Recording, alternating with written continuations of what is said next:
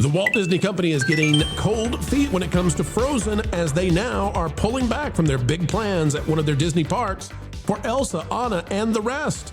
And what if we told you it might be because they feel bested by K-pop demon hunters?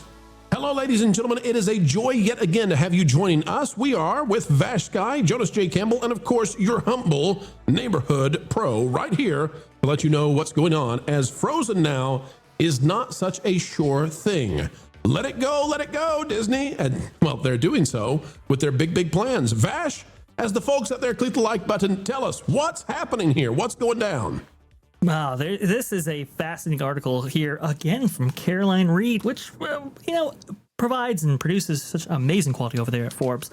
But this one right here is densely packed with information. And we'll likely have more coverage on this specific article and what it actually features. But I want to go ahead and scroll down to a specific point. First, though, Disneyland Paris reveals 45% fall in profits driven by 30-year-old deal. This is by Caroline Reed, of course. If we That scroll down, seems like a little bit of money there, a little chunk of change. It's a little chunk of change, yes, for a resort that has kind of always struggled in its lifetime right there. I mean, obviously out of the gate for Disneyland Paris, didn't do so well, and Disney limited investments, but then they also had to claim the land next to Disneyland Paris in order to build a second park, or else they were going to lose it. So they built a really cheap park, and that brings us to Disney Adventure World, this kind of rebrand for the old Walt Disney Studios park that was built on the cheap back in the Michael Eisner era. Now they're trying to reinvigorate it here with a series of new investments, one of those being Frozen. The highlight of the upcoming... as we get ready to read this, I just want to remind people, Paris can get really, really cold. Oh, yes. Yeah, that's right. It's one of the few Disney parks where you can see snow on occasion. Yeah. Mm-hmm. Yes. And it's what drives the maintenance costs up for the specific theme park resort right here. But yes, Frozen is going to be one of the three lands that are going to be featured. Not Star Wars Galaxy's Edge. That was the first draft right there. Now Lion King, Adventures Campus, Frozen. The highlight of the upcoming Frozen land is a log flume, which is one of the oldest ride systems in the theme park industry. The ride itself is just a copy of one which opened at Disney World in 2016 and has been copied at Hong Kong Disneyland. It's Frozen Land, opened 2 years ago. It also includes another ride which Paris lacks. In summary, the Frozen Land at Disneyland Paris isn't unique or groundbreaking. That's very interesting because, for a brand that has been illustrious, as Frozen has been for the Walt Disney Company, they're not going all in, especially when it comes to Paris. Very interesting development right here, as brought forward by Forbes. Caroline Reed. Yeah, and I love the idea. This is a lake show that they're going to add to it, or they have added to it. But the problem is, the lake show, when it's freezing cold in Paris, you're not going to stand around a lake and it's so cold, there's mist rising off of it from the waters being warmer than the air. Anyway, Disney is pulling back from some Frozen stuff, and that has fascinated me because we already watched them do that Star Wars. Vash is exactly right. We were supposed to get Star Wars Galaxy's Edge. Then they quietly said, what if we walk back from that? And then what if we don't tell you it's because Star Wars is super unpopular right now? Because we can't say that sort of thing. Now, Jonas, they're starting to do the thing with Frozen. And people could be forgiven for thinking, well, now, wait a minute, it's just a money thing. But that's not probably it. Jonas, we're hearing that Disney is gravely worried about losing now not only the boy brands, Star Wars and Marvel, but losing the crown when it comes to girls. Because Moana's popular, Frozen's great, but K-pop Demon Hunters is here, and maybe they're worried, maybe we're too late on this big Frozen land. Yeah, I wonder how much of a bump in Lilo merch they got. I'm not saying they didn't get a bump, but that was an existing brand, and there was already excitement for it, and it was already on Disney Plus. So it'll be interesting to see where that goes. But K-pop Demon Hunters coming in and doing well in this space. By the way, there are, I believe it's the South Korean theme park that is already getting a K-pop Demon Hunters zone over there. Stay tuned to the website if you want to hear more about that. The thing that I find interesting is I'm going to call back to the turbocharging comments that were made around the time that they. Here he goes. He's going to go turbo. He's going to do it again, folks. I'm just sitting here next to Wreck-It Ralph trying to. Can you do it? Can you do a very bad King Candy impression when you do this, please? Famine. It's obviously famine. So when you're the Walt Disney Company, that's actually pretty dark. I didn't know he could do this. Quit, Mr. Talent. Just go on. You've embarrassed me now. We're going to use this in the future. It's candy.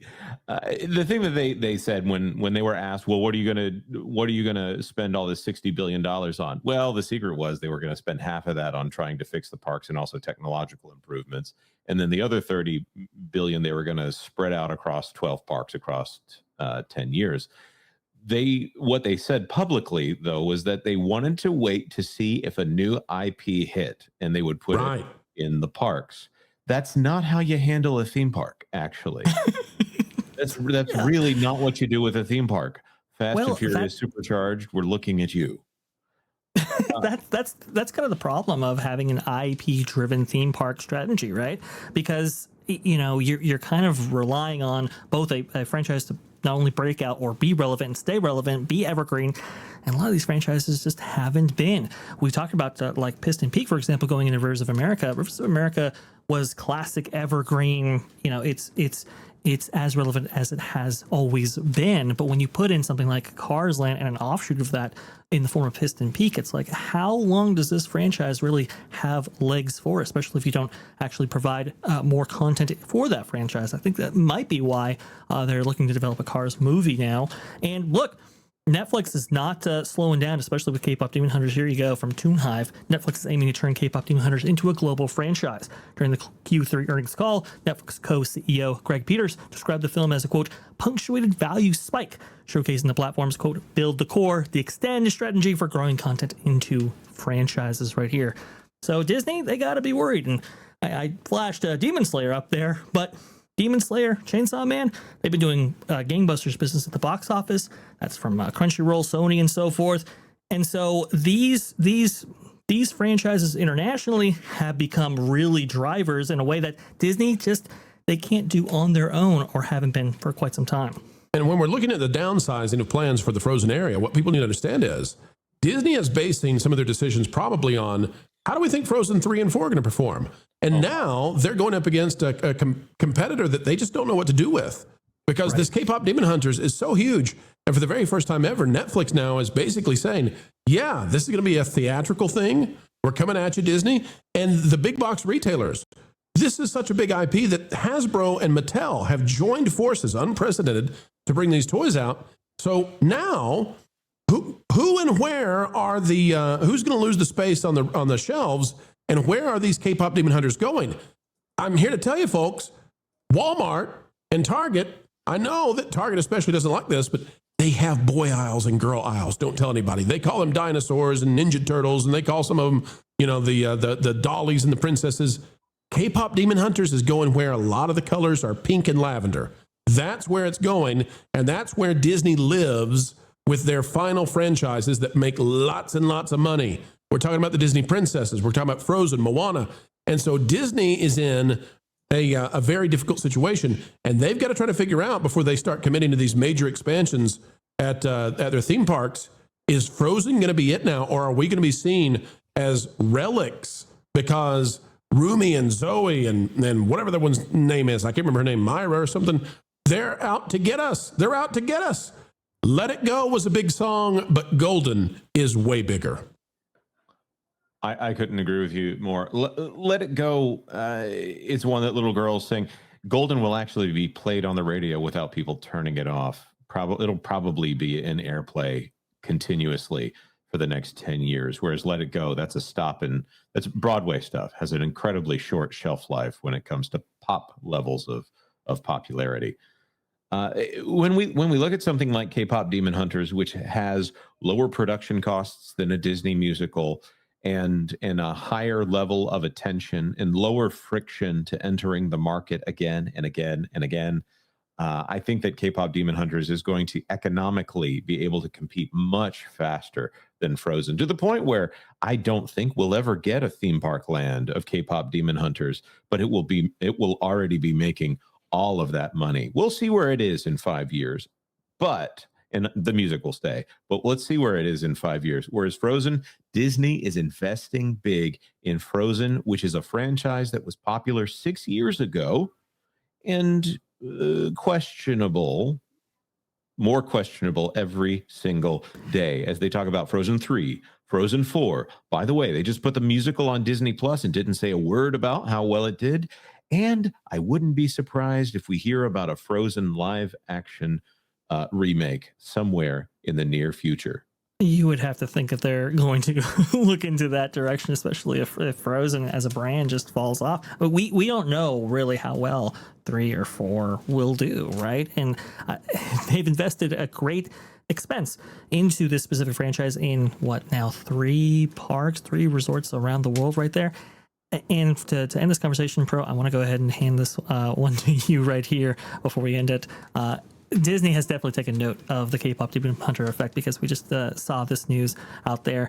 Apparently, ABC is developing a new competition series called Who's in the Band. It's going to have Simon Cowell, Joe Jonas, Mel B, all of those as judges. But look who it's actually hosted by, Amy from K-pop Demon Hunters. So they've definitely taken note and are looking to respond in any way they can. Can they? Not sure. In the theme parks, the one way they could respond is perhaps by having Bluey go with giant Bluey expansions, but that's gone to Bluey for Disney. They're stalled out. Why do we not have the Healer household with Australia and Animal Kingdom? I don't know, but Disney has blown that one for sure. Will we get a Frozen live action to revivify that franchise? Well, I, for one, cannot wait for Ariana Grande and Cynthia Erivo to take on those roles.